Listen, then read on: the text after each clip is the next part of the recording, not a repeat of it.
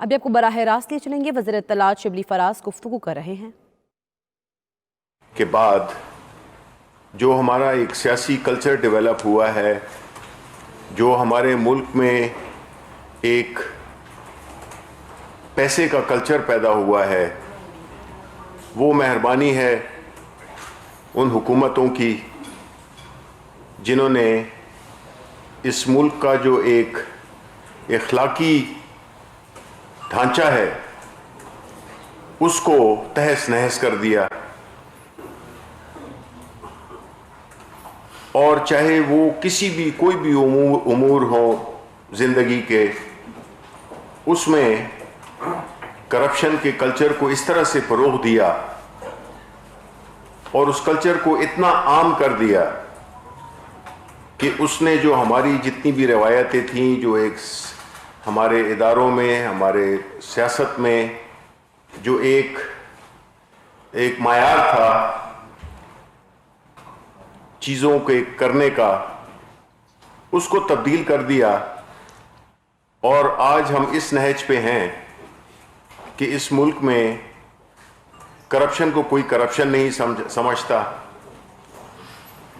कोई ये नहीं समझता कि कोई हलाल की रोज़ी में और हराम की रोज़ी में फ़र्क क्या आ रहा है। तो बाहर कैफ इस कल्चर की जो रूह रवां थे वो माजी की हुकूमतें थीं, जिसमें कि पीपल्स पार्टी भी शामिल है, जिसमें कि मुस्लिम लीग नून शामिल है। वो तो उनका तो किरदार सबसे कलीदी है। मौलाना फजलुर रहमान, ये सारे वो लोग हैं जो कि अपनी सियासत को एक तब्दील कर दिया। सियासत जो कि मुल्क के बेहतरी के लिए, आवाम की बेहतरी के लिए एक एक्टिविटी थी, उसको इन्होंने कारोबार में तब्दील कर दिया और इन्होंने सियासत को जरिया बनाया कारोबार का। और वो प्राइम मिनिस्टर से लेकर फिर वजीर और फिर इस तरह नीचे पूरा जो एक तरतीब है, तो उससे पूरी कौम का जो एक इखलाकी मायार था उसको तार तार कर दिया। सियासत में भी जो पॉलिटिकल पार्टीज जब अपना पार्टी को चलाती हैं तो उसके लिए ज़ाहिर है कि फंडिंग की भी ज़रूरत होती है, और उसके लिए तरीक़ाकार क्या था। जो बुनियादी पार्टीज़ थीं, ये जो पीटीआई के आने से पहले वाली पार्टीज़, जिसमें कि जिस तरह मैंने जिक्र किया पीपीपी, पीएमएलएन और बाकी जो मौलाना फजल रहमान भी उस वक्त में शामिल हो गए, उनका तरीका क्या होता था कि वो लोगों से मुख्तलिफ ज़राए से बड़ी बड़ी डोनेशंस लेते थे। बड़े बड़े ग्रुप्स के, बड़े बड़े जो कुछ क्रिमिनल, कुछ और किसी भी माफियाज के सरबरा, कब्ज़ा माफिया, हर किस्म के जो कारोबार में लोग होते थे, उनसे वो बड़ी बड़ी डोनेशंस लेते थे और वो उन अकाउंट्स को इस्तेमाल भी करते थे मनी लॉन्ड्रिंग के लिए।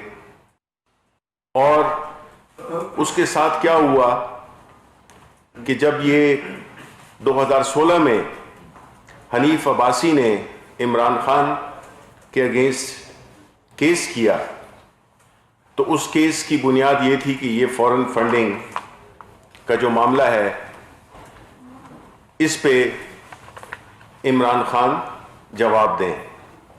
दो केसेस थे उसमें, एक तो बनीगाला की रेजिडेंस थी और दूसरा ये पार्टी फंडिंग का था। वो हमने देखा सुप्रीम कोर्ट में वो चला और जो कोर्ट की डिसीजन आई तो उसमें इस वक्त के प्राइम मिनिस्टर इमरान खान को सादिक और अमीन डिक्लेयर किया गया, और जो दूसरा पार्ट था उसके लिए वो डेफिनेशंस भी तय हुई कि फॉरेन फंडिंग क्या होती है। फॉरेन फंडिंग वो होती है जब आपकी कोई भी पॉलिटिकल पार्टी किसी भी हुकूमत से, किसी ऐसे बड़े इदारे से या किसी हुकूमत की हिमा पे आप फंड्स रिसीव करें, उसको फॉरेन फंडिंग कहते हैं। मैं ये इसलिए कह रहा हूं कि इनको समझ भी नहीं है कि फॉरेन फंडिंग क्या है और प्रोहिबिटेड फंडिंग क्या है। तो जो केसेस थे पीटीआई के, वो फॉरेन फंडिंग से तो वो एक्सेप्ट नहीं हुए, लेकिन साथ ही में इलेक्शन कमीशन ऑफ पाकिस्तान को ये हिदायत की गई कि वो इसकी वो करे, स्क्रूटनी करे। पाकिस्तान तहरीक इंसाफ ने अपने तमाम अकाउंट्स, और ये मैं बताता चलूं कि पाकिस्तान तहरीक इंसाफ वो पहली पार्टी जो कि ये बड़े बड़े मगरमच्छों से पैसे लेकर पार्टियां चलाते थे, और फिर जब हुकूमत में आते थे तो उनको ज़ाहिर है कि उनके जो उन्होंने इन्वेस्टमेंट की होती थी उनका फेवर भी फिर वो रिटर्न करते थे। तो इस तरह एक कल्चर पैदा हुआ जिसमें कि आप मेरे लिए कुछ करो, मैं आपके लिए करूंगा, और वो सिलसिला बहुत आगे तक बढ़ता गया।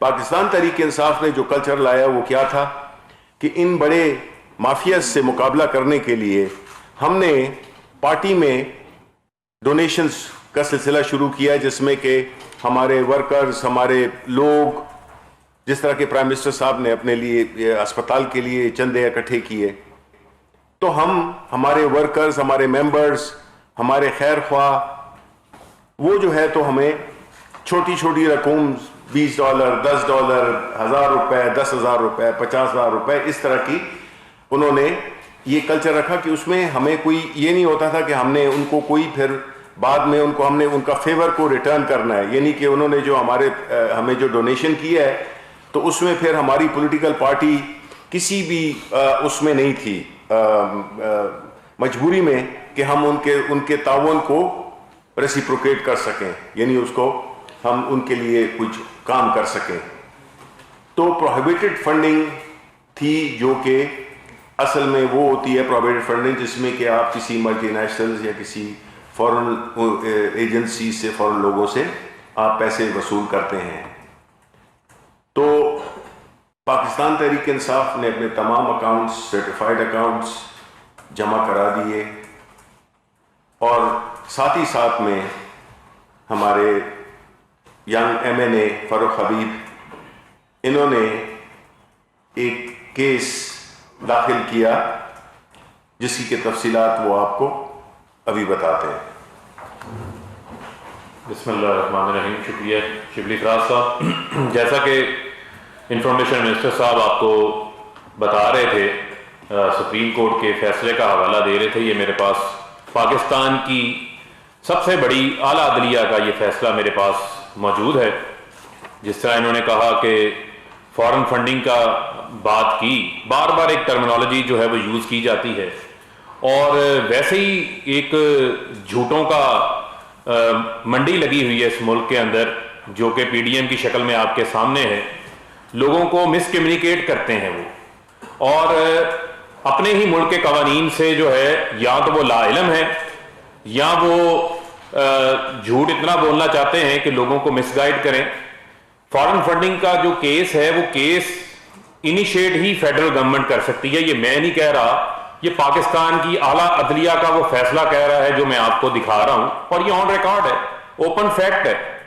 और उसी फैसले के तहत एक बार फिर पाकिस्तान की आला अदलिया हमारी रहनुमाई फरमाती है कि इलेक्शन कमीशन को यह इख्तियार हासिल है कि वो पॉलिटिकल पार्टीज ऑर्डिनेंस का जो आर्टिकल 6(3) है और आइन का आर्टिकल 17(3) है, आइन से बड़ी तो हमारे पास इस मुल्क के अंदर कोई चीज नहीं है ना, तो उसके तहत उसने तमाम पॉलिटिकल पार्टीज, मैं वर्ड यूज कर रहा हूं, ऑल पॉलिटिकल पार्टीज जो कि इलेक्शन कमीशन में रजिस्टर्ड हैं, उनको इलेक्शन सिंबल हासिल करने के लिए जरूरी है कि उनके पार्टी अकाउंट्स की जांच पड़ताल जो है वो की जाए।